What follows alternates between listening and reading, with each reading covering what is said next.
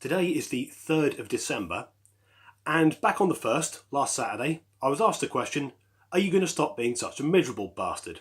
Referring to my deeply held belief that anyone that puts their Christmas decorations up before December should be taken outside and shot. But now we're into December, it's all things festive. Now I'm not going to be overly excited about it, because that's the purpose of us miserable bastards, is to, keep balance within the force. If everyone was over the top excited all the time, well, technically that's just America. And I know there are some Americans who watch this channel, so to my friends across the pond, hello. Hope you're all well, and I'll say once again, that whole independence thing's working out well for you. But Mrs. Disgruntled and I, we put up our tree and put some subtle lighting up in the living room window. Tinsel in here, spared no expense, like Richard Attenborough said back in Jurassic Park. And I then put some tinsel around the television set, which is odd because we're watching the box set of Ray Donovan. Excuse me. And nothing makes me feel more festive than a shootout with the Russian mafia. I really like the character Ray Donovan, that ethos that if life gives you lemons, get a baseball bat out of your car and smash someone's fucking skull in. But it's clear to anyone driving past now that here at Disgruntled Towers we are doing Christmas, but we're doing it quite subtly and tastefully. Whereas on almost every street in the UK now, there's always one house that looks like it's competing with Blackpool illuminations.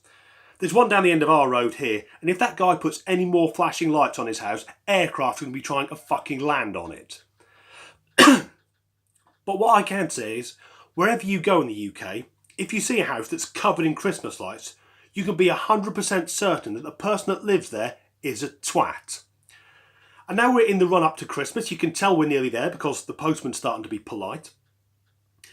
And postmen do this. Round December, they're suddenly your best mate because they want a tip for Christmas. But I'll tell you, Matt, now, mine's getting nothing. And that's because no matter how nice he is throughout December, the other 11 months of the year, he's playing an elaborate game of knock and run.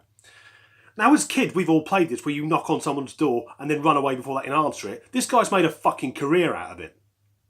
I caught him, actually, going off on a tangent here, I caught him a couple of months ago. I had the day off work during the week, and I was outside cleaning the Jag, and I watched him pull up in his van, the slip that they write to say, oh, we called but you weren't in. He wrote it out, walked up casually to the front door, and shoved it through the letterbox. So I stopped him and said, excuse me, mate, I'm not out, and he shit himself. Because clearly he's meant to get the parcel, knock on, and check I wasn't there.